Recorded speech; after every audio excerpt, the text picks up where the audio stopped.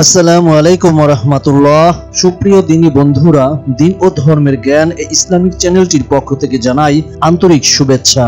ইমামে আজম হযরত আবু হানিফা রাহমাতুল্লাহ আলাইহ সমগ্র মুসলিম জাহানে একটি অতি পরিচিত ও সম্মানিত নাম। সমগ্র মুসলিম জাহানের শতকরা 90 জন মুসলমানই যাহার অনুসারী, সেই মহাপুরুষের নাম কে না জানে। তাহার প্রকৃত নাম ছিল নোমান এবং বাল্যকালের ডাকনাম ছিল আবু হানিফা। ইমামে আজম তাহার সম্মানিত উপাধি। চলুন তার জীবনী থেকে অতি সামান্য কিছু কথা জেনে নেই। একবার কয়েকজন মহিলা এলেন এক সুবিখ্যাত ইমামের কাছে একটি গুরুত্বপূর্ণ প্রশ্ন নিয়ে। প্রশ্নটি হলো, একজন পুরুষের একসঙ্গে 4 জন স্ত্রী রাখার অনুমোদন রয়েছে, কিন্তু একজন স্ত্রী একসঙ্গে 2 জন স্বামী গ্রহণ করতে পারে না, এর কারণ কি? গুরুতর প্রশ্ন। ইমাম সাহেব সেই মুহূর্তে এর উত্তর দিতে পারলেন না। তিনি অন্তঃপুরে এলেন। তিনি তার বিদুষী বুদ্ধিমতী কন্যার কাছে প্রশ্নটি উত্থাপন করলেন। বললেন, মহিলাদের তোমার কাছে পাঠিয়ে দিচ্ছি মা, তুমি তাদের বিষয়টি বুঝিয়ে দেবে। তাই হলো। মহিলারা তার কাছে এলেন। তিনি তাদের সবাইকে একটি ঘরে পেয়ালায় কিছু দুধ আনতে বললেন। দুধ আনা হলো। এবার অন্য একটি বড় পেয়ালায় প্রত্যেকের আনা দুধ ঢালতে বলা হলো। মহিলারাও তাও করলেন। সকলের আনা দুধ বড় পেয়ালায় মিশে গেল। তিনি আবার বললেন, এবার আপনারা যে যতটুকু দুধ এনেছেন তা আবার আলাদা করে দিন। তারা বললেন, তা কি করে সম্ভব? তিনি বললেন, তা যদি সম্ভব না হয় তাহলে আপনারাই বলুন, কোনো এক মহিলার একাধিক স্বামী থাকলে আর সন্তান ভূমিষ্ঠ হলে তা কোন স্বামীর সন্তান তা চেনবার উপায় কি? এই প্রশ্নের আর উত্তর দেওয়ার দরকার হলো না।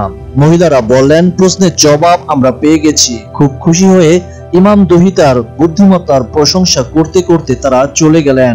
খুশি ইমাম সাহেব। বিশ্ব নন্দিত ইমাম আবু হানিফা রাহমাতুল্লাহ আলাইহির আসল নাম নোমান, পিতার নাম সাবিত, আর চিরভাস্বর উপাধি হলো ইমাম আজম। ইমামগণের ইমাম, শ্রেষ্ঠ ইমাম। তার সূর্যসম প্রতিভার আলোক ধারায় শুধু শরীয়ত আর মারেফতি উদ্ভাসিত হয়নি, পবিত্র কুরআন ও সুন্নাহর অন্তর্জ্যোতিও বিস্তীর্ণ হয়েছে। সূক্ষ্মাতি সূক্ষ্ম মাসআলা সমূহের সমাধানে ও জটিলতম বিষয়সমূহের মর্ম উদ্ঘাটনে তিনি যে নৈপুণ্য ও পারদর্শিতা দেখিয়েছেন, জগতে তার কোনো তুলনা নেই। বিরল সৌভাগ্যের অধিকারী এই মহাপণ্ডিত সাহাবায়ে কেরাম ও শ্রেষ্ঠ ওলি আল্লাহর প্রত্যক্ষ সাহচর্য লাভ করেন।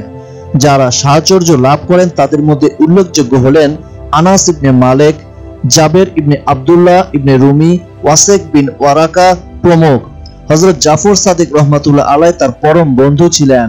হযরত ফজাইল রহমাতুল্লাহ আলাইহ, ইব্রাহিম আদহাম রহমাতুল্লাহ আলাইহ, বিশর হাফি রহমাতুল্লাহ আলাইহ, দাউদ তাই রহমাতুল্লাহ আলাইহ প্রমুখ ওলি আউলিয়াদের তিনি ছিলেন মারিফাত বিদ্যার শিক্ষক। আর শরীয়তি শিক্ষা দ্বারা তার উজ্জ্বল শিষ্যগণ হলেন ইমাম শাফি রহমাতুল্লাহ আলাইহ, ইমাম আবু ইউসুফ রহমাতুল্লাহ আলাইহ ও ইমাম মুহাম্মদ রহমাতুল্লাহ আলাইহ, অন্যান্য জ্যোতিষ্ক। কথিত আছে, পাক রওজায় উপস্থিত হয়ে তিনি রাসূলুল্লাহ সাল্লাল্লাহু আলাইহি সাল্লামকে সম্বোধন করে বলেন, আসসালামু আলাইকুম ইয়া সাইয়্যিদুল মুরসালিন, হে রাসূলগণের সর্দার, আপনার উপর শান্তি বর্ষিত হোক। তখন রওজা মোবারক থেকে জবাব আসে, ওয়া আলাইকুমুস সালাম ইয়া ইমাম আল মুসলিমিন, হে মুসলিমগণের ইমাম, আপনার উপরও শান্তি বর্ষিত হোক। স্বয়ং রাসূলুল্লাহ সাল্লাল্লাহু আলাইহি ওয়াসাল্লাম যাকে মুসলিমগণের ইমাম বলে সম্মান ও স্বীকৃতি দিয়েছেন, তার মর্যাদা কোথায় গিয়ে পৌঁছায় চিন্তা করলে আবেগ আপ্লুত হতে হয়। তিনি এক আশ্চর্য স্বপ্ন দেখলেন। এক রাতে রাসূলুল্লাহ সাল্লাল্লাহু আলাইহি ওয়াসাল্লামের পাক রওজা থেকে তিনি পবিত্র অস্থি তুলে জমা করছেন এবং একখানা আরেকখানা থেকে পৃথক করছেন। এই স্বপ্ন দেখে ভয়ে অস্থির হয়ে তিনি জেগে উঠলেন এবং বিখ্যাত স্বপ্ন বিশারদ আল্লামা ইবনে শিরিনের এক শিষ্যের কাছে গিয়ে স্বপ্নের ব্যাখ্যা চাইলেন। তিনি বললেন, এই স্বপ্নের অর্থ, আপনি মহানবী সাল্লাল্লাহু আলাইহি ওয়াসাল্লামের জ্ঞান রাজি, ফিকহ ও হাদিস শাস্ত্রে এরূপ ব্যুৎপত্তি লাভ করবেন যে এর দ্বারা উক্ত শাস্ত্র সমূহের ভাষ্যকার হবেন, আর সত্যকে অসত্য থেকে পৃথক করার ক্ষমতা আল্লাহ আপনাকে দান করবেন। বলা বাহুল্য, এই স্বপ্ন আক্ষরিক অর্থে ফলবতী হয়। তিনি আরো একবার স্বপ্ন দেখেন। নবী মুস্তাফা সাল্লাল্লাহু আলাইহি ওয়াসাল্লাম তাকে সম্বোধন করে বলছেন, হে আবু হানিফা, আল্লাহ আপনাকে আমার সুন্নত তরিকা জীবিত রাখার জন্য সৃষ্টি করেছেন, সেদিকে লক্ষ্য রাখুন। নির্জন বাস করবেন না। শরীয়তের বিধান রক্ষার তিনি ছিলেন এক অতন্দ্র প্রহরী। এ বিষয়ে একটি ঘটনা অবশ্যই উল্লেখযোগ্য। তখন মুসলিম দুনিয়ার খলিফা আল মনসুর তিনি বাগদাদের প্রধান কাজী ও অন্যান্য ওলামায়ে কেরামকে ডেকে পাঠালেন। তারা এসে সবাই উপস্থিত হলেন। ওদিকে খলিফা মনসুর তার এক বিশেষ অনুচরকে নির্দেশ দিলেন তিনি যেন খলিফার প্রত্যেক সহচরের নামে কিছু কিছু জমি জায়গা লিখে দেন।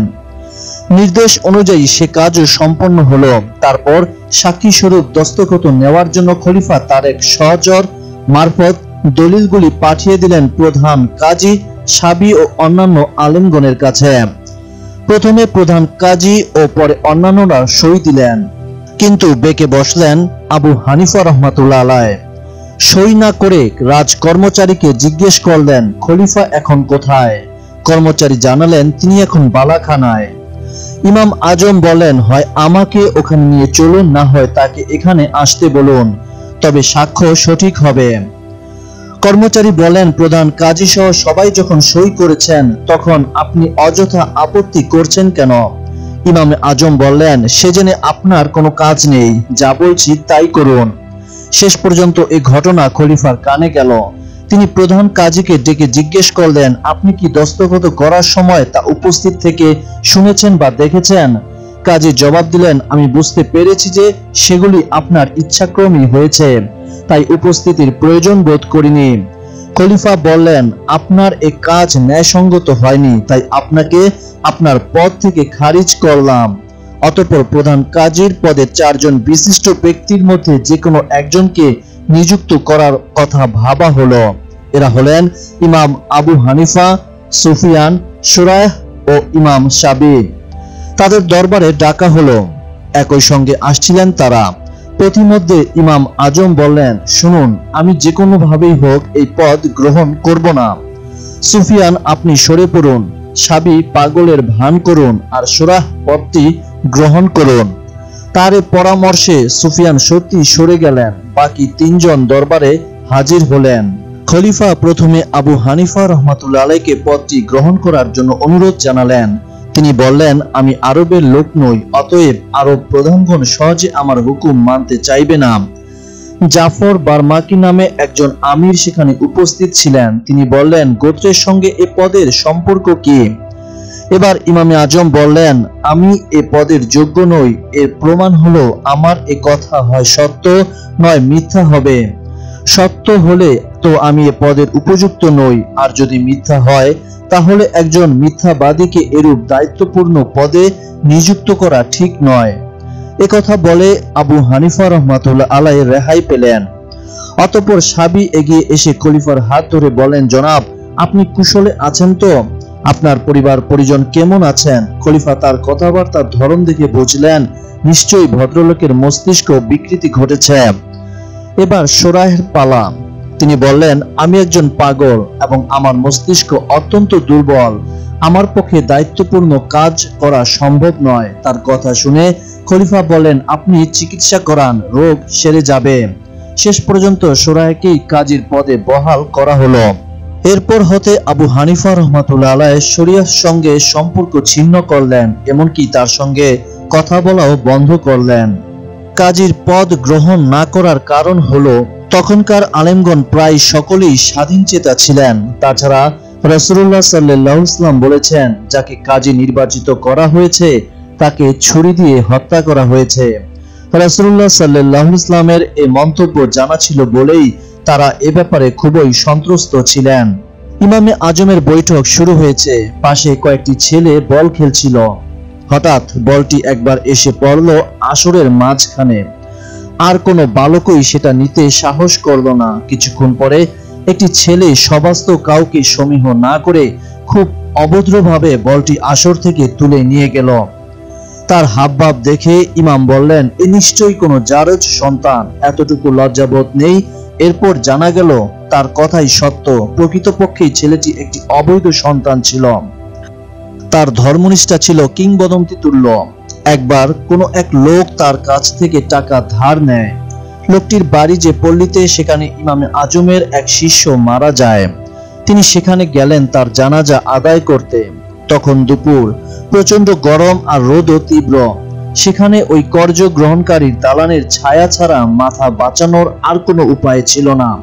কিন্তু সকলের অনুরোধ সত্ত্বেও ইমাম আবু হানিফা রহমাতুল্লাহ আলাইহি ছায়ায় গিয়ে দাঁড়ালেন না।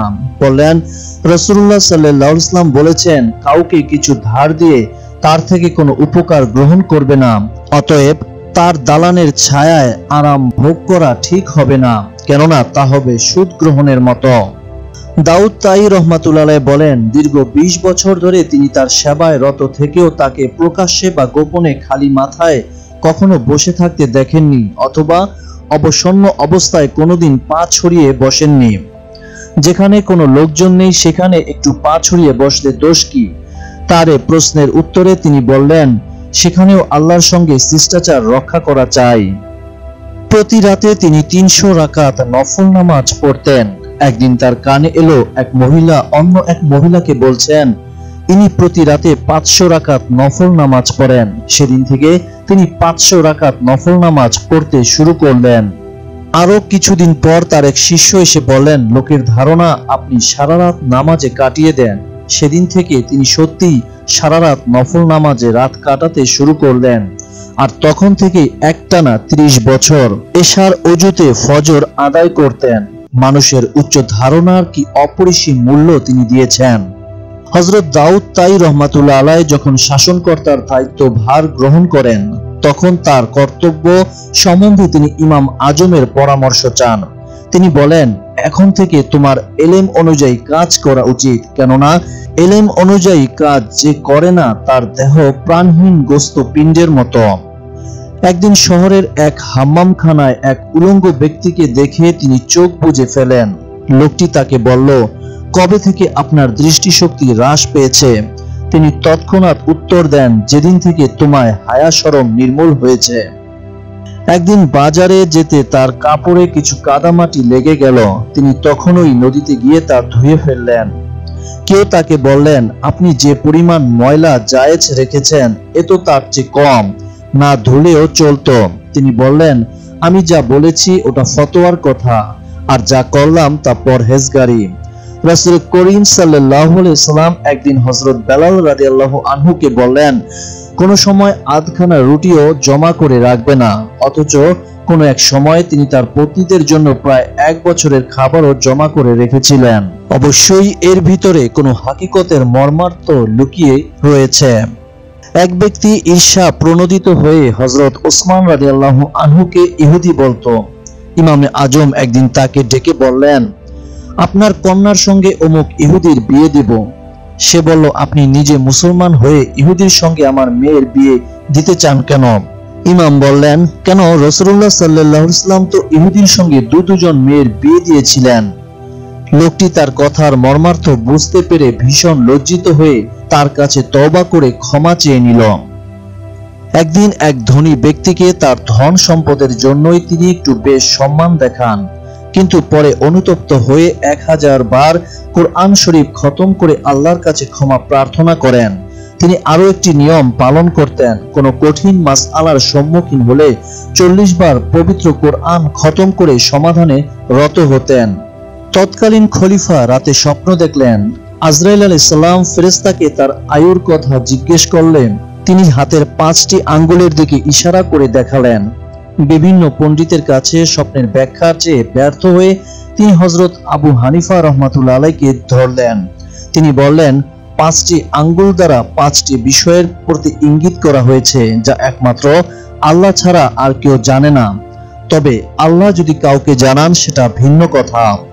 সেগুলি হলো, কিয়ামত কবে হবে, বৃষ্টি কখন হবে, জরায়ুতে পুত্র সন্তান না কন্যা সন্তান রয়েছে, কোন জায়গায় কার মৃত্যু হবে, আগামীকাল কি ঘটবে। হযরত আবু আলী রহমাতুল্লাহ আলাইহি বলেন, তিনি এক রাতে হযরত বেলাল রহমাতুল্লাহ আলাইহির কবরের পাশে শুয়েছিলেন। সে রাতে স্বপ্ন দেখেন তিনি যেন মক্কায় আছেন, আর রাসূলুল্লাহ সাল্লাল্লাহু আলাইহি ওয়াসাল্লাম বৃদ্ধকে শিশুর মতো কোলে নিয়ে বনি সায়বা দরজা দিয়ে বের হয়ে এলেন। তিনি তাড়াতাড়ি গিয়ে তার কদমবুসি করলেন। তিনি তখন অবাক হয়ে ভাবছিলেন, নবী করিম সাল্লাল্লাহু আলাইহি ওয়াসাল্লামের কোলে কে এই বৃদ্ধ? নবীজি বললেন, ইনি মুসলিমদের ইমাম আবু হানিফা। নওফেল ইবনে হাইয়ান রহমাতুল্লাহ আলাইহি বলেন, ইমাম আজমের মৃত্যুর পর তিনি স্বপ্ন দেখেন কিয়ামত হয়ে গেছে, সমস্ত মানুষ হাসরের মাঠে হাজির। রাসূল করিম সাল্লাল্লাহু আলাইহি ওয়াসাল্লাম দাঁড়িয়ে আছেন হাউজে কাউসারের কাছে, তার ডানে বামে প্রচুর বিজ্ঞজ্ঞানীর ভিড়। তিনি দাঁড়িয়ে আছেন মহানবী সাল্লাল্লাহু আলাইহি ওয়াসাল্লামের দিকে মুখ করে, ইমাম সাহেব রয়েছেন তার পাশে। আমি তাকে সালাম করে বললাম, আমাকে একটু পানি পান করান। তিনি জবাব দিলেন, নবীজি সাল্লাল্লাহু আলাইহি ওয়াসাল্লাম নির্দেশ দিলে পানি দিতে পারি। রাসূলুল্লাহ সাল্লাল্লাহু আলাইহি ওয়াসাল্লামের নির্দেশে আমাকে পানি দেওয়া হলো। পানি পান করে জিজ্ঞাসা করলাম, রাসূলুল্লাহ সাল্লাল্লাহু আলাইহি ওয়াসাল্লামের পাশে উনি কে দাঁড়িয়ে আছেন? তিনি বললেন, হযরত ইব্রাহিম আলাইহিস সালাম। তার বাম পাশে হযরত আবু বকর রাদিয়াল্লাহু আনহু। তারপর একে একে অন্যান্য বিশিষ্ট জনের পরিচয় নিয়ে আঙ্গুলের করে গুনে গুনে হিসাব করতে লাগলাম। আমি 17 জনের নাম গুনলাম। হঠাৎ ঘুম ভেঙে গেল, দেখলাম আমার বুড়ো আঙ্গুলটি করের 17 দাগেই রয়েছে। খলিফা মনসুরের সহিত তাহার বেগমের কিছুদিন যাবৎ মতান্তর চলতেছিল। বেগম সাহেবা শরীয়তের বিধান অনুযায়ী ন্যায্য ব্যবস্থা জানিবার জন্য একজন উপযুক্ত আলেমকে আহ্বান করিতে খলিফাকে অনুরোধ করিলেন। তদানুযায়ী খলিফা মনসুর হযরত ইমাম আবু হানিফা রাহমাতুল্লাহ আলাইহিকে তার নিজ বাড়িতে ডাকাইয়া আনিলেন। বেগম সাহেবা ইমাম সাহেবের ব্যাখ্যা সকর্ণে শ্রবণ করার উদ্দেশ্যে পর্দার অন্তরালে অবস্থান করিয়া ইমাম সাহেবকে প্রশ্ন করিলেন, শরীয়তের বিধান অনুযায়ী পুরুষ লোক সর্বাধিক কয়টি বিবাহ করিতে পারে? ইমাম সাহেব উত্তর করিলেন, পুরুষ একাধিক্রমে 4টি পর্যন্ত বিবাহ করিতে পারে, কিন্তু প্রত্যেক স্ত্রীকেই সমতুল্য দৃষ্টিতে দেখিতে হইবে। কাহারও প্রতি কোনরূপ পক্ষপাতিত্ব করা চলবে না। যাহার পক্ষে সকল স্ত্রীর প্রতি সমান ব্যবহার করা সম্ভব নহে, তাহার পক্ষে একাধিক বিবাহ করা জায়েজ নয়। এতদ সম্পর্কে আল্লাহ তাআলা পবিত্র কোরআনে বলিয়াছেন, যদি তোমার মনে সন্দেহ হয় যে সকল স্ত্রীর প্রতি তুল্য ব্যবহার করিতে পারিবে না, তবে একটি মাত্র বিবাহ করিবে। ইমাম সাহেবের মুখে শরীয়তের বিধান শুনিয়া বেগম সাহেবা অত্যন্ত সন্তুষ্ট হইলেন। পক্ষান্তরে খলিফা লজ্জিত হইয়া নীরবে অদবদনে বসিয়া রহিলেন।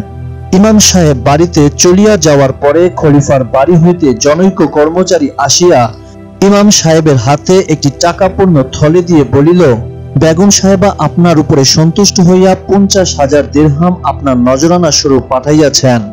ইমাম সাহেব বলিলেন, তুমি টাকা ফিরাইয়া লইয়া যাও, আমি উহা গ্রহণ করিতে পারিব না।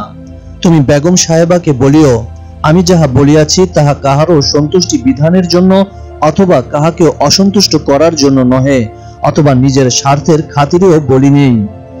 আল্লাহ ও রাসূল সাল্লাল্লাহু আলাইহি ওয়াসাল্লাম যাহা আদেশ তাহাই আমি বলিয়াছি মাত্র, উহার জন্য কোনরূপ নজরানা গ্রহণ করা আমার পক্ষে সম্ভব নহে। হযরত ইমাম আবু হানিফা রাহমাতুল্লাহ আলাইহি অনেক সময়ে এইরূপ লোকদিগকে অযাচিতভাবে আশাতীর দান করিতেন, যাহারা অভাবে চতুর্দিক অন্ধকার দেখিতেছে, অথচ লজ্জার খাতিরে নিজের অভাবের কথা কাহাকেও জানাইতে বা কিছু প্রার্থনা করিতে পারতেছে না। এ সময় তিনি আব্দুল্লাহ সাহমির সহিত একত্রে হজ করার উদ্দেশ্যে মক্কা শরীফে গমন করিতেছিলেন। পথিমধ্যে এক ব্যক্তি আব্দুল্লাহ সাহমিকে দেখিতে পাইয়া খুব গালাগালি করিতে লাগিল। ইমাম সাহেব ইহার কারণ জিজ্ঞাসা করিলে লোকটি বলিল, আব্দুল্লাহ অনেকদিন যাবৎ আমার নিকট হইতে কিছু টাকা ধার লইয়াছে, কিন্তু আজ পর্যন্ত উহা পরিশোধ করিতেছে না। ইমাম সাহেব তাহাকে জিজ্ঞাসা করিলেন, সে কত টাকা ধার লইয়াছিল? সে উত্তর করিল, 40 দিরহাম। তিনি এ বিষয়ে আব্দুল্লাহ সামিকে জিজ্ঞাসা করিলে সে অভিযোগের সত্যতা স্বীকার করিল। ইমাম সাহেব তখন সেই লোকটিকে বলিলেন, এই সামান্য টাকার জন্য একজন লোককে এইভাবে রাস্তার মধ্যে অপমান করিতে আছে? তিনি পুনরায় আব্দুল্লাহ সামিকে বলিলেন, এই সামান্য টাকার জন্য কি এইভাবে লোককে পেরেশান করা উচিত? অতঃপর তিনি নিজেই লোকটিকে তাহার প্রাপ্য টাকা দিয়ে বিদায় দিলেন। হযরত ইমাম আবু হানিফা রাহমাতুল্লাহ আলাইহির বিরাট কাপড়ের ব্যবসা ছিল। বিভিন্ন শহরের বস্ত্র ব্যবসায়ীগণ তাহার দোকান হইতে পাইকারি হিসেবে কাপড় খরিদ করিয়া লইয়া যাইত। ইমাম সাহেব কতিপয় কর্মচারীর দ্বারা ব্যবসায় পরিচালনা করিতেন। তিনি নিজে সবসময় দোকানে উপস্থিত থাকিতেন না, মাঝে মাঝে আসিয়া দেখাশোনা করিয়া যাইতেন মাত্র। অসৎ উপায়ে অর্জিত একটি পয়সাও যাহাতে তাহার ব্যবসায়ের ভিতরে প্রবেশ না করে সে বিষয়ে সর্বদা নজর রাখিতে তিনি তাহার কর্মচারীদের প্রতি অত্যন্ত কড়া নির্দেশ দিয়ে রাখিয়াছিলেন। একবার অত্যন্ত মূল্যবান কাপড়ের কতগুলি থান তাহার দোকানে আসিল। উহার একটি থানের কাপড়ের ভিতরে খুব খারাপ অবস্থায় ছিল। ইমাম সাহেব কর্মচারীদিগকে সেগুলি দেখাইয়া বলিলেন, এই থানটির কাপড় যাহারা খরিদ করিবে তাহাদিগকে থানের খারাপ কাপড়গুলি দেখাইয়া দিও এবং সেই অনুপাতে ইহার মূল্য কম গ্রহণ করিও। কয়েকদিন পর কর্মচারীগণ সেই খারাপ থানটিও ক্রেতাকে উহার দোষ না দেখাইয়া পুরো মূল্যেই বিক্রয় করিয়া ফেলিল। ঠিক সেই দিন সন্ধ্যার সময় ইমাম সাহেব দোকানে আসিয়া দেখিতে পাইলেন যে দোষযুক্ত সেই থানটিও বিক্রয় হইয়া গিয়েছে। থানটি কত মূল্যে বিক্রয় হইয়াছে ইমাম সাহেব তাহা জানিতে চাহিলে কর্মচারীগণ বলিল, হুজুর, থানটি পূর্ণ মূল্যেই বিক্রয় করা হইয়াছে, কারণ ক্রেতা উহা দেখিতে পায় নাই এবং উহার দোষ দেখাইয়া কম লওয়ার কথা আমাদের স্মরণও ছিল না। একথা শুনিয়া ইমাম সাহেব অত্যন্ত দুঃখিত হইয়া কর্মচারীদিগকে তিরস্কার করিলেন এবং সেই দিনের বিকৃত 30,000 দিরহাম সম্পূর্ণই তিনি দান খয়রাত করিয়া দিলেন। হযরত ইমাম আবু হানিফা রাহমাতুল্লাহ আলাইহির বাড়ির অতি নিকটে একজন মুচি বাস করিত। সে সারাদিন মুচির কাজ করিত এবং সন্ধ্যার সময় বাজারে যাইয়া মদ লইয়া আসিয়া বন্ধু বান্ধব সহ মদ্যপান করিয়া সারা রাত্রি গান বাজনা ও হইচই করিত। ইহাতে ইমাম সাহেবের ইবাদত বন্দেগী ও জিকির আজগারের বিশেষ অসুবিধা হইত। ইমাম সাহেব একাদিক্রমে কয়েকদিন মুচি বাড়িতে যাইয়া অত্যন্ত কোমল ভাষায় তাকে বুঝাইয়া বলিলেন, ভাই, হইচই একটু আস্তে করিও, যাহাতে আমার কোনো অসুবিধা না হয়। মুচি তাহার উপদেশে কর্ণপাত করিতই না, বরং অশ্লীল অকথ্য ভাষায় ইমাম সাহেবকে গালিগালাজ করিত ও শাসন করিত। একদা রাত্রে শহরের পাহারাদার মুচি তারি পানের আড্ডায় হানা দিয়ে হৈ হুল্লোড় করিয়া শান্তি ভঙ্গ করার অপরাধে মুচিকে গ্রেফতার করিয়া লইয়া গেল। কাজেই সে রাত্রিতে সে বাড়িতে আর কোনো সারা শব্দ শুনিতে পাওয়া গেল না। প্রভাতকালে ইমাম সাহেব সকলকে জিজ্ঞাসা করিলেন যে গত রাত্রিতে মুচির বাড়িতে গান বাজনা আরম্ভ হওয়ার অল্পক্ষণ পরেই উহা বন্ধ হইয়া সম্পূর্ণ নীরব হইয়া যায়, ইহার কারণ কি? সকলে রাত্রির ঘটনা বর্ণনা করিলে তাহা শুনিয়া ইমাম সাহেব অত্যন্ত দুঃখিত হইলেন। তিনি তৎক্ষণাৎ শাহী দরবারে গমন করার উপযোগী পোশাক পরিচ্ছেদ সজ্জিত হইয়া একখানা গাড়ি ডাকিয়া রাজধানীর দিকে রওনা হইলেন। ঈসা ইবনে মুসা ছিলেন তখনকার কুফার গভর্নর। ইমাম সাহেব রাজধানীতে পৌঁছাবা মাত্র সকলে গভর্নরকে সংবাদ জানাইল যে হযরত ইমাম আবু হানিফা সাহেব আগমন করিয়াছেন।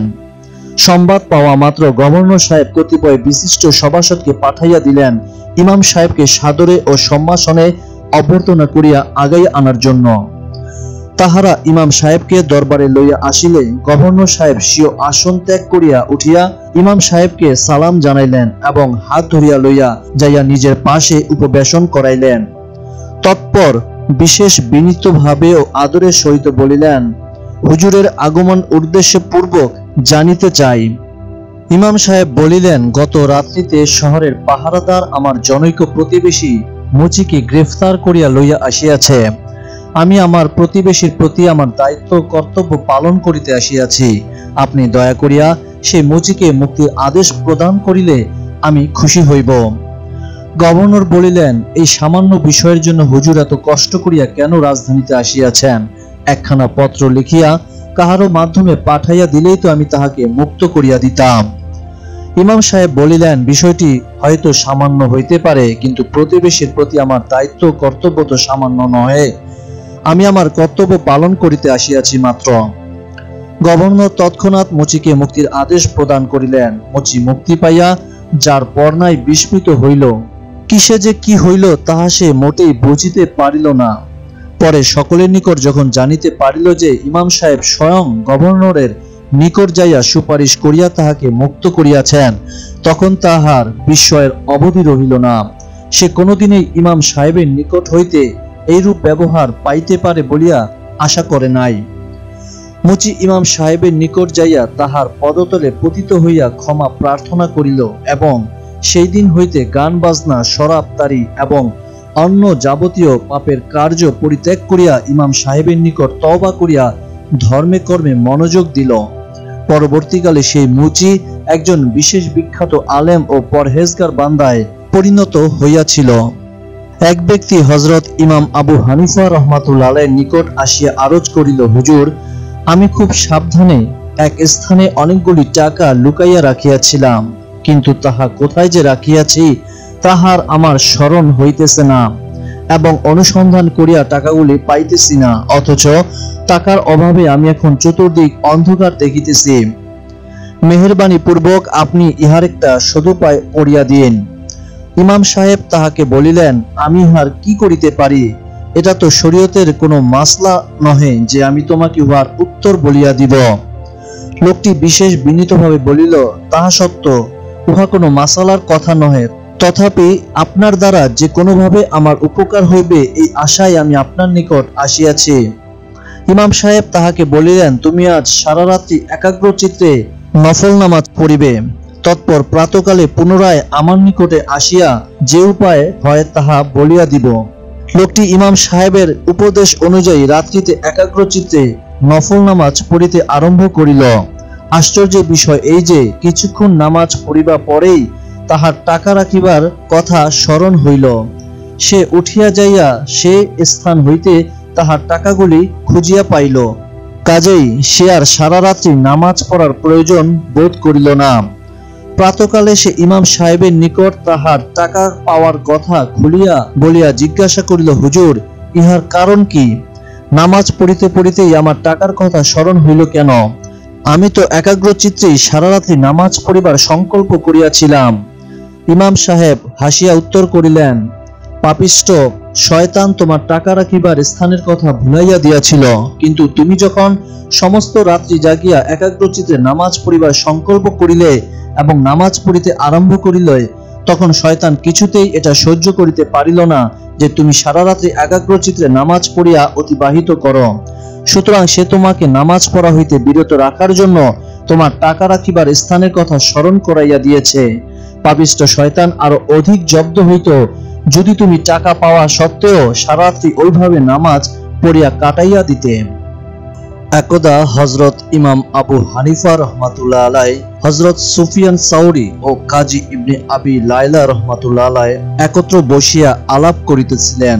এমন সময় এক ব্যক্তি আসিয়া একটি প্রশ্ন করিল।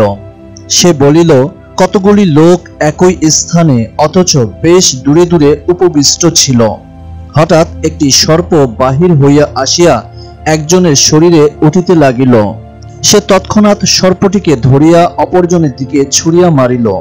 দ্বিতীয় লোকটি তৎক্ষণাৎ সাপটিকে ধরিয়া অন্য একজনের দিকে নিক্ষেপ করিল। তৃতীয় ব্যক্তিও সাপটিকে ধরিয়া অন্য একজনের প্রতি নিক্ষেপ করিল। এইরূপে 6 বা 7 জনের মাথায় সর্বশেষ লোকটিকে সাপটি দংশন করিল এবং সে মৃত্যুমুখে পতিত হইল। এখন এই লোকটির মৃত্যুর জন্য দায়ী কে? প্রশ্নটা এতই কঠিন ছিল যে সকলেই এ বিষয়ে বিশেষভাবে চিন্তা করিতে লাগিলেন। একজন বলিলেন যে সকলেই দায়ী হইবে, অপর একজন বলিলেন যে প্রথম ব্যক্তি দায়ী হইবে, কিন্তু কেহ কাহার কথায় একমত হইতে পারিলেন না। হযরত ইমাম আবু হানিফা রাহমাতুল্লাহ আলাইহি এতক্ষণ চুপ করিয়াছিলেন। অতঃপর সকলে যখন ইমাম সাহেবকে এ বিষয়ে জিজ্ঞাসা করিলেন, তখন তিনি বলিলেন, প্রথম ব্যক্তি দ্বিতীয় ব্যক্তির দিকে সর্পটি নিক্ষেপ করা সত্ত্বেও দ্বিতীয় ব্যক্তি যখন নিরাপদে বাঁচিয়া রহিল, তখন প্রথম ব্যক্তি দায় হতে মুক্ত হইল। দ্বিতীয় ব্যক্তি তৃতীয় ব্যক্তির প্রতি সর্পটি নিক্ষেপ করা সত্ত্বেও যখন তৃতীয় ব্যক্তি মারা গেল না, তখন দ্বিতীয় ব্যক্তিও দায় হতে রক্ষা পাইল। এইভাবে সকলেই দায় হতে মুক্ত হবার পর সর্বশেষ যে ব্যক্তি মৃত ব্যক্তির দিকে সর্পটি নিক্ষেপ করিল তাহারই দায়ী হওয়া উচিত। কিন্তু দেখিতে হইবে যে শেষবারে সর্পটি নিক্ষিপ্ত হওয়ার সঙ্গে সঙ্গে মৃত ব্যক্তিকে দংশন করিয়াছিল নাকি কিছুক্ষণ পরে দংশন করিয়াছিল। যদি নিক্ষিপ্ত হওয়ার সঙ্গে সঙ্গে দংশন করিয়া থাকে তবে শেষবারে নিক্ষেপকারী দায়ী হইবে, আর যদি কিছুক্ষণ পরে দংশন করিয়া থাকে তবে মৃত ব্যক্তি নিজেই তাহার মৃত্যুর জন্য দায়ী, কেননা সেও অন্য লোকের মতো কেন সাপটাকে দূরে নিক্ষেপ করিল না। ইমাম সাহেবের উত্তরে সকলেই একমত হইয়া শতমুখে তার উপস্থিত বুদ্ধির প্রশংসা করিতে লাগিলেন। কুফার অধিবাসী জনৈক ধনী ব্যক্তির একই দিনে 2টি মেয়ের বিবাহ সম্পন্ন হইয়াছিল। সেজন্য শহরের যাবতীয় গণ্যমান্য ব্যক্তি দাওয়াত পালনার্থে বিবাহ সভায় উপস্থিত হইয়াছিলেন। হযরত ইমাম আবু হানিফা রাহমাতুল্লাহ আলাইহি, মাসআব ইবনে কিরাম, সুফিয়ান সাউরি, হাসান ইবনে সালেহ রাহমাতুল্লাহ আলাইহি এবং আরো বহু যোগ্য আলেমও সেই বিবাহ মজলিসে উপস্থিত হইয়াছিলেন। কিছু লোকের আহার করা শেষ হইয়াছে, আর অনেকের আহার করা তখনও বাকি রয়েছে। এমন সময় বাড়ির মালিক হায় হায় করিতে করিতে বাইরে আসিয়া বলিলেন, হায় হায়, সর্বনাশ হয়ে গিয়েছে, এখন উপায় কি? সকলে জিজ্ঞাসা করিলেন, কি হইয়াছে? তিনি বলিলেন, বাড়ির স্ত্রীলোকদের অসাবধানতার দরুন মিলন রাত্রিতে সদ্য বিবাহিতা কন্যাদ্বয়ের স্বামী উলট পালট হইয়া গিয়াছে। হায় হায়, এখন কি উপায় হইবে? হযরত সুফিয়ান সাউরি রাহমাতুল্লাহ আলাইহি বলিলেন, আপনি এত ব্যস্ত হইবেন না, ইহাতে বিবাহ ভাঙিয়া যায় না, তবে উভয়কেই মোহর আদায় করিতে হইবে। আমির মুয়াবিয়ার খেলাফতকালেও এরূপ একটি ঘটনা ঘটিয়াছিল। মাসআব ইবনে কিরাম রাহমাতুল্লাহ আলাইহি হযরত ইমাম আবু হানিফা রাহমাতুল্লাহ আলাইহিকে জিজ্ঞাসা করিলেন, এ বিষয়ে আপনার মতামত কি? ইমাম সাহেব বলিলেন, জামাতাদ্বয় স্বয়ং আমার নিকট আসিলে আমি ইহার উত্তর দিব। তৎক্ষণাৎ জামাতাদ্বয়কে ইমাম সাহেবের সম্মুখে উপস্থিত করা হইল। ইমাম সাহেব তাহাদের উভয়কে পৃথক পৃথক ভাবে প্রশ্ন করিলেন, গত রাত্রিতে যে রমণীর সহিত আপনি রাত্রি যাপন করিয়াছেন, সেই রমণী যদি আপনার স্ত্রী হয়, তবে তাহাতে আপনার কোনো আপত্তি নাই তো? জামাতাদ্বয় উভয়ই জানালেন যে ইহাতে তাহাদের আপত্তির কোনো কারণ নাই। তখন ইমাম সাহেব বলিলেন, আপনারা উভয়ই আপন আপন স্ত্রীকে তালাক দিন এবং তাহাদিগকে অর্ধেক মোহর পরিশোধ করিয়া দিন।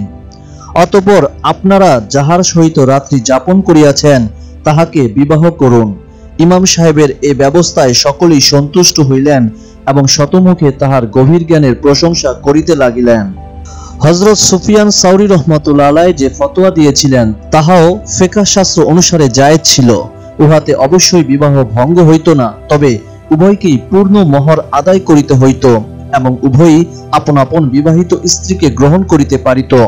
কিন্তু তাহাতে একটা বড় অসুবিধা ছিল, এই যে নিজের বিবাহিতা স্ত্রীকে লইয়া অন্যের রাত্রি যাপন করায় সেই স্ত্রীর প্রতি একটা ঘৃণার ভাব আসা স্বাভাবিক। ইহাতে তাহাদের উভয়ের মনের মধ্যে চিরজীবনের জন্য একটা সন্দেহের ভাব থাকিত, যাহার ফলে হয়তো তাহাদের মধ্যে পূর্ণ মিল মহব্বত গড়িয়া উঠিত না। আর ইমাম সাহেব যে ব্যবস্থা করিয়া দিলেন তাহাতে কাহারো মনে কোনো দ্বিধা রহিল না। আর বিবাহের পর স্ত্রী সহিত সহবাস করিবার পূর্বে স্ত্রীকে তালাক দিলে তাহাকে অর্ধেক মোহর দিতে হয়। সুতরাং উভয় অর্ধেক মোহর দিয়া নিষ্কৃত পাইল, পূর্ণ মোহর দিবার কোনো প্রয়োজন হইল না। তৎকালীন সময়ে খলিফা মনসুর বুঝিতে পারিয়াছিলেন যে ইমাম আবু হানিফা রাহমাতুল্লাহ আলাইহি তার অগণিত শত্রুর মধ্যে অন্যতম প্রধান শত্রু, কেননা দেশের অর্ধেকের অধিক লোক তাহার অঙ্গুলি হেলনে উঠা বসা করে। সুতরাং তাহাদের সহযোগিতায় তিনি যে কোনো মুহূর্তে একটা অনর্থ ঘটাইতে পারেন। কাজেই খলিফা তাহাকে দুনিয়া হইতে চিরদিনের জন্য বিদায় করিয়া দিতে কৃত সংকল্প হইলেন। হিজরি 146 সনে খলিফা মনসুর ইমাম সাহেবকে রাজধানীতে আহ্বান করিলেন। খলিফার আদেশে অমান্য করা ইমাম সাহেবের পক্ষে সম্ভব ছিল না। কাজেই যথাসময়ে তিনি খলিফার দরবারে উপস্থিত হইলেন। জনৈক সভাসদ খলিফার নিকট ইমাম সাহেবের পরিচয় প্রদান প্রসঙ্গে বলিলেন, ইনি হযরত ইমাম আবু হানিফা রাহমাতুল্লাহ আলাইহি, বর্তমানে ইনি দুনিয়ার সর্বশ্রেষ্ঠ আলেম বলিয়া সকলের নিকট স্বীকৃত। খলিফা মনসুর ইমাম সাহেবকে বলিলেন, আপনাকে আমি রাজ্যের সর্বপ্রধান কাজীর পদ প্রদান করিতেছি। খলিফা ইতপূর্বে বিভিন্ন সূত্রে ইমাম সাহেবের যে পরিচয় পাইয়াছিলেন তাহাতে তাহার মনে দৃঢ় বিশ্বাস জন্মিয়াছিল যে ইমাম সাহেব কিছুতেই সরকারি চাকরি করিতে স্বীকৃত হইবেন না। সুতরাং এই অজুহাতে তাহাকে হত্যা করার একটা সুযোগ পাওয়া যাইবে। আর তিনি যদি রাজ্যের কাজীর পদ গ্রহণ করেন তাহাতেও খলিফার মঙ্গল, কেননা তখন তিনি খলিফার বাধ্যগত ও অনুগত থাকিতে বাধ্য হইবেন। খলিফার কথার উত্তরে ইমাম সাহেব বলিলেন, আমাকে এ বিষয়ে মাফ করিবেন, আমি এ পদের অযোগ্য। খলিফা রাগান্বিত হইয়া বলিলেন, আপনি কেন অকারণ মিথ্যা কথা বলিয়া আমার আদেশ এড়াইয়া যাইতে চেষ্টা করিতেছেন? আমি জানি আপনি এ পদের জন্য একমাত্র যোগ্য ব্যক্তি। তদুত্তরে ইমাম আবু হানিফা রাহমাতুল্লাহ আলাইহি পুনরায় বলিলেন, যদি আমার কথা সত্য হয় তবে আমি এ পদের অযোগ্য, আর যদি আমার কথা মিথ্যা ও আপনার কথা সত্য হয় তবুও আমি এ পদের অযোগ্য, কেননা কোনো মিথ্যাবাদী ব্যক্তির রাজ্যের সর্বপ্রধান কাজীর পদে নিযুক্ত হইতে পারে না। ইমাম সাহেবের কথার উত্তরে খলিফা কি বলিবেন তাহা খুঁজিয়া পাইলেন না। তিনি ক্রুদ্ধ হইয়া ইমাম সাহেবকে কারাগারে আবদ্ধ করিতে আদেশ করিলেন। খলিফার আদেশে ইমাম সাহেব কারাগারে আবদ্ধ হইলেন। এবারে খলিফা একটু স্বস্তির নিঃশ্বাস ফেলিলেন। অতি অল্প দিনের মধ্যেই খলিফা বুঝিতে পারিলেন যে ইমাম আবু হানিফা রাহমাতুল্লাহ আলাইহিকে কারারুদ্ধ করিয়াও তিনি নিরাপদ হইতে পারেন নাই। ইমাম সাহেবের প্রতি দেশের অগণিত আলেম উলামা, সুফি দরবেশ ও পীর ফকিরের আন্তরিক শ্রদ্ধা ছিল। ইমাম সাহেবকে কারারুদ্ধ করায় তাহারা সকলেই মর্মাহত হইলেন। তাহাদের সকলের আন্তরিক বিদ্রোহভাব খলিফার বুঝিতে বাকি রহিল না। কাজেই খলিফার এরূপ কোনো সাহস ছিল না যে তিনি বন্দী ইমাম সাহেবকে আত্মসম্মানে আঘাত লাগে এরূপ কোনো কাজ করেন। সুতরাং কারাগারের ভিতরেই তিনি ইমাম সাহেবের জন্য সর্বপ্রকার সুযোগ সুবিধা প্রদান করিতে বাধ্য হইলেন। প্রত্যহ শত শত লোক আসিয়া কারাগারে তাহার সহিত সাক্ষাৎ করিয়া নানারূপ মাসআলা, কোরআন হাদিসের ব্যাখ্যা ও ফতোয়া শুনিয়া যাইতে লাগিলেন। অতঃপর অতি অল্প দিনের মধ্যেই কারাগার ইমাম সাহেবের শিক্ষাদান মজলিসে পরিণত হইল। কারাগারের ভিতরেই তিনি রীতিমতো শিক্ষাদান কার্য চালাইয়া যাইতে লাগিলেন। বিশ্ববিখ্যাত আলেম ইমাম মুহাম্মদ সাহেব কারাগারের ভিতরেই হযরত ইমাম আবু হানিফা রাহমাতুল্লাহ আলাইহির নিকট শিক্ষা লাভ করিয়াছিলেন। নিতান্ত ইচ্ছা থাকা সত্ত্বেও ইমাম সাহেবকে এসব কাজে বাধা দিবার মতো সাহস খলিফার ছিল না। খলিফা মনসুর নিতান্ত সতর্কতা অবলম্বন করা সত্ত্বেও সর্বদা তাহার মতো সন্দেহ হইতে লাগিল যে হয়তোবা কারাগারের ভিতরেই তাহার বিরুদ্ধে বিদ্রোহের ষড়যন্ত্র চলিতেছে। অবশেষে খলিফা খাদ্যের সহিত তীব্র বিষ মিশ্রিত করিয়া ইমাম সাহেবকে আহার করাইলেন। ইমাম সাহেব খাদ্যের সহিত বিষ ভক্ষণের প্রতিক্রিয়া বুঝিতে পারিয়াই সিজদায় পতিত হইলেন। হিজরি 146 সনের শেষ ভাগে 66 বছর বয়সে বাগদাদের কারাগারে হযরত ইমাম আবু হানিফা রাহমাতুল্লাহ আলাইহির পবিত্র আত্মা নশ্বর দেহ পরিত্যাগ করিয়া অমর ধামে প্রস্থান করিল। হযরত ইমাম আবু হানিফা রাহমাতুল্লাহ আলাইহি যে কতদূর যোগ্য ব্যক্তি এবং কিরূপ জনপ্রিয় ছিলেন তাহা সম্যক রূপে বুঝিতে পারা গিয়েছিল তার ইন্তেকালের পরে। হযরত ইমাম খতিব বাগদাদী রাহমাতুল্লাহ আলাইহি বলিয়াছেন, ইমাম আবু হানিফা সাহেবকে দাফন করার পরেও বিভিন্ন দেশ হইতে অগণিত লোক আসিতে থাকে এবং দাফন করার পরেও 20 দিন পর্যন্ত তার জানাজা পড়া হয়। জনপ্রিয়তার উত্তম নজির ইহা অপেক্ষা অধিক আর কি হইতে পারে। তাহার পবিত্র মাজার চিরসম্মান লাভ করিয়াছে। ইমাম আবু হানিফা রাহমাতুল্লাহ আলাইহি ইলমে শরীয়তের পাশাপাশি তিনি তরিকত এবং ইলমে মারিফত ও হাকিকতের জ্ঞান লাভ করিয়াছিলেন, অর্থাৎ তিনি একজন আল্লাহর ওলি ছিলেন।